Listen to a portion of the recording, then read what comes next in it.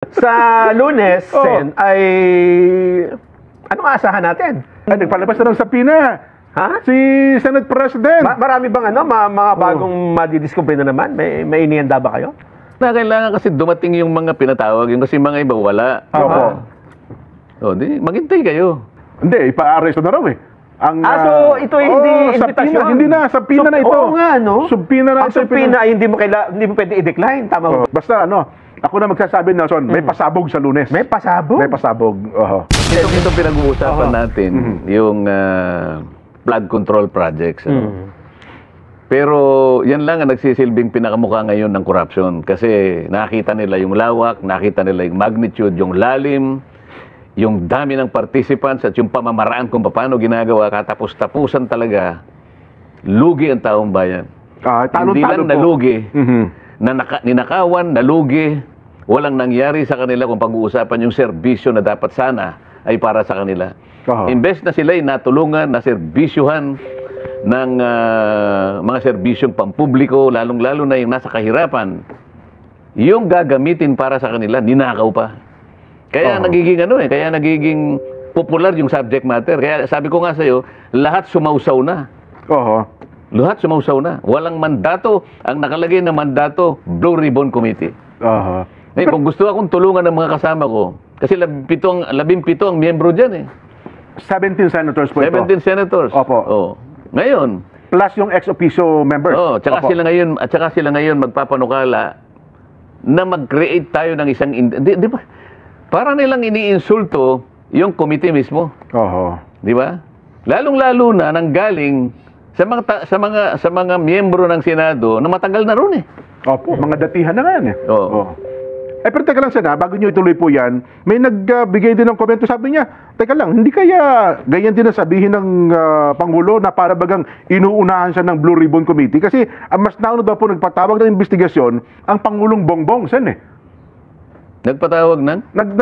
Nagpa-imbestiga itong flood control projects. Di ba, nung kanya hong SONA at bago yung first day ninyo ay nagkaroon na ng... So di dapat sana ang Pangulong na nagsabi, huwag nyo na muna akong unahan. Pwede ba nga niya, mag-imbestiga na lang muna kayo ng iba, ako na rito. Walang sinabing gano'n ng Pangulo. Ang totoo niyan, siguro kailangan sabihin ko na rin ngayon. Sige nga po, Bago ako nag-imbestiga, yung unang araw na investigasyon, nagkausap kami ng Pangulo. At siya mismo ang nagbigay ng ilang mga detalye na kakailanganin ko. Kailangan malaman ng taong bayan ito. Yan ang malaking balita ngayon, Sen. Sinabi niya sa akin, sana ay magtagumpay ka. Kaya, para dyan sa gumawa ng komunikasyon na yan, hindi. Ang Pangulo mismo ay nagbigay ng pahiwatig na sana magtagumpay ang iyong pagdinig. Mukhang hindi po ata alam ni Auntie Claire yan, Sen. Kasi si Auntie Claire nagsabi nun na para bagang sa kanyang statement ay para bagang inuunahan daw ng Blue Ribbon ang investigasyon pinag-utos ng Pangulo. O yan naman, salita na salita, hindi mo na nagtatanong sa presidente, di ba? Ganun ba? Dapat sana tinanong niya muna, di ba? Para hindi siya lumilitaw na may pagkaano rin, eh, no? Pagkatapos namin nag-uusap, may dumating na isang bisita, naupo sa tabi ko. Mr. President, ito yung gawin mong ombudsman. So personal po kayo magkaharap mismo ng Pangulo, hindi po tatawagan, Sen, no? Magkatabi nga kami, hindi ba? Kaya nga kinukwento ko nga sa inyo eh. Yung pala. Okay, Para yung mga taong nagdududa. Yan, nako. Mawala na kayo ng duda, sinasabi ko na. Nako. May dumating na tumabi sa akin. Mr. President, mabuti dumating ito ka ako. Ikaw dapat ang maging ombudsman. Kasi yung 17 aplikante doon, wala akong masasabi, basta't mas gusto kita kaysa doon sa 17. Sabi ng presidente, siya na nagsasabi, ano? Alam mo bakit ka ako? Alam mo kung bakit ikaw ang sinasuggest ko? Bakit siya dapat maging ombudsman, Ganito kasi ako, nung ako'y nandun sa House of Representatives, meron akong inimbestiga, na kumpleto ko yung investigasyon. Nagkaroon ng committee report, inadapt ng plenary, at nagkaroon ng rekomendasyon na lahat ng mga datos, lahat ng impormasyon na nakalap doon sa investigasyon na yon, ibigyan ng kopya ngayon ang ombudsman, bigyan ng kopya ang DOJ, ang Solicitor General, kung sino-sino pang ahensya may kinalaman sa pagpapile ng anumang kaukulang aksyon. Either administrative, civil, criminal. Alam mo kung nangyari? Walang nangyari. Opo. Kaya kung ikaw ang ombudsman, sabi kong ganyan sa kanya, ako, Blue Ribbon Committee ako, para may mangyari ngayon. Yan ang sinabi ko sa kanya. Ayun. Naririnig ng Pangulo yan. Opo. Ako, seryoso ako eh. Pangulo, sabi niya, narinig mo, magdesisyon ka. Sabi niya, hindi pa ako naka-apply eh. Baka pa wala sa pagbibigay ng JBC review. Hindi ka ako problema yan. Halimbawa, ako may na-shortlist na, binigay sa Pangulo. Sabi ng Pangulo, hindi, wala akong gusto rito. Sige, i-open uli yan. Hindi, pwede ka na. Ayun. Hindi ba natin pwede sabihin? Kaya ko lang kinukwento ngayon para malaman ng taong bayan. Na ang Pangulo, wala siyang gusto, hindi niya sinabi na wag mo kong unahan. Hindi, nandun ako, kami dalawa nag-usap. Yan. Para magkaalaman na tayo. Ibig sabihin seryoso pati ang Pangulo. Seryoso, siya nga nagbigay sa akin ng ng USB. Para may makatulong ako sa iyo itong mga ilang mga detalye na pwede mong gamitin. Nako, mabigat pala ito. Baka nanonood ba ang ating news department dyan? Baka hindi nila nakuha yung bagay na yan. Nelson? Seryoso pala talaga. Kaya ayaw ko muna sanang ibahagi yun. Alam nyo naman ako, hindi naman ako makwento eh. Kasi yung mga iba dyan po, hindi pa nakausap. Nakausap ko si ganito. Yun ang mabigat. Numero 1 pa lang nagbigay ng unang tulong sa iyo. Baka sabihin nila, hindi nagsasabi ng totoo si Kong, hindi totoo. Tanungin mo si Congressman Sandro. Nakaharap siya. Yan, kung hindi pa kayo maniniwala. Nung araw at oras. Sige nga, magsalita kayo ngayon. Hindi nyo man lang kami natawagan ni Nelson Sen para may saksing buhay na magpapatotoo na ganap nga yung usapan na yun. Mas mabuti ba yung ganito, Sen, na kaagapay nyo ang presidente sa investigasyon? Baka sabihin nila parang hindi yata tama. Anong kaagap? Ako nag-iimbestiga. Ako ang aking komite. Siya, nagpahayag siya ng sana ay magtagumpay ka. Ano masama doon? Kapag nagtagumpay ako, magtatagumpay ang taong bayan. Hindi ba para sa taong bayan ito? Sa bagay, binuksan niya yung isumbong sa Pangulo eh. Dahil ako yung committee ko ito eh. Ang mandate niyo yan eh. Mandato ko ito eh. Ngayon ang Pangulo, kung gusto nilang mag-imbestiga, parallel. Wala ko bakit ang problema doon. Pero sa akin niya nga binigay eh. Katunayan na siya sumusuporta, binigyan pa kayo ng USB. Yes. Yun ang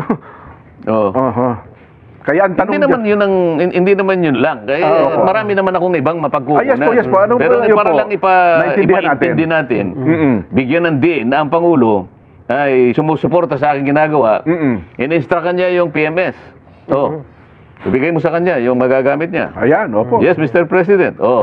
Pagkatapos nung ibinigay sa akin yung USB. Ayun. Magsalita na yung gusto magsalita dyan. Kaya yun po. Sana po narinig din ni Auntie Claire. Huwag na po kayong kumontra. Alam din pala. Ay, nako. Nasimulan na kasi ni Sen kanina yung punto ng may kinalaman sa corruption.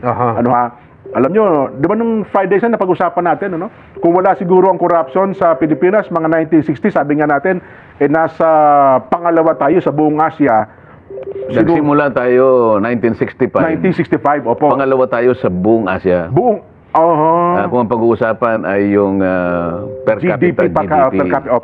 Yung per capita GDP, mga kababayan, ay ito pong buong kinita ng ating pamahalaan, i-divide sa population natin. Noong pong 1965, Japan po ang number 1. Pangalawa tayo. Pangalawa Pilipinas, opo. Hanggang sa dumating po ang panahon, unti-unti na po tayong bumabagsak. Tinalo po tayo naunahan tayo. Primero, ang nakauna, Brunei. Pangalawa, ang Singapore. Pababa. Hanggang ngayon ay Singapore na, siguro Brunei, Malaysia, Indonesia. At officially, last month, tinalo na tayo ng Vietnam. Ganun ba? Nung biyernes pinag-uusapan natin parang, di ba? Binalikan ko eh. So di tayo na pinakahuli. Di ba sinasabi ko, baka malagpasan na tayo ng Vietnam. Hindi, nalagpasan na tayo last month. Ano ho ang factor dito kung ang pag-uusapan ay corruption sa pagbagsak ng ating kalagayan? Ang kauna-unahan ay yung corruption nga. Dahil sa corruption kasi, nakakalungkot, paano susulong ang isang bansa na yung perang dapat na gamitin mo pang-serbisyo sa kanyang mamamayan at lumaganap ang negosyo. Kasi kung walang korupsyon, makikita mo magtatribe ang negosyo.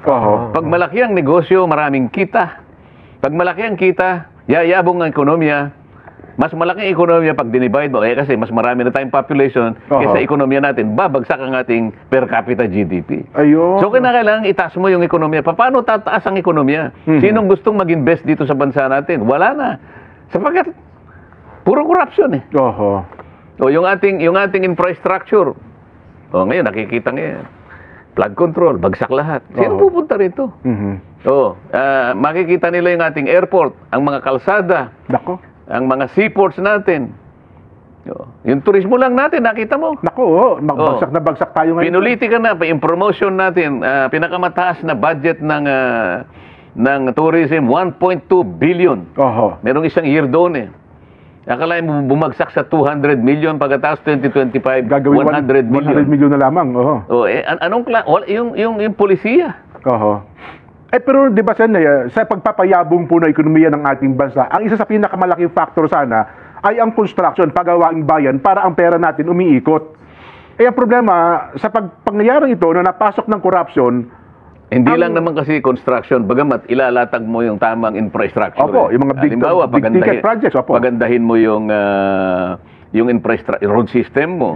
Pagandahin mo yung seaports. Pagandahin mo yung airport. Kasi yung kalakalan, tinitingnan kung paano mo i-move yung kalakal. Yung port mo, nakita mo naman yung ating pier.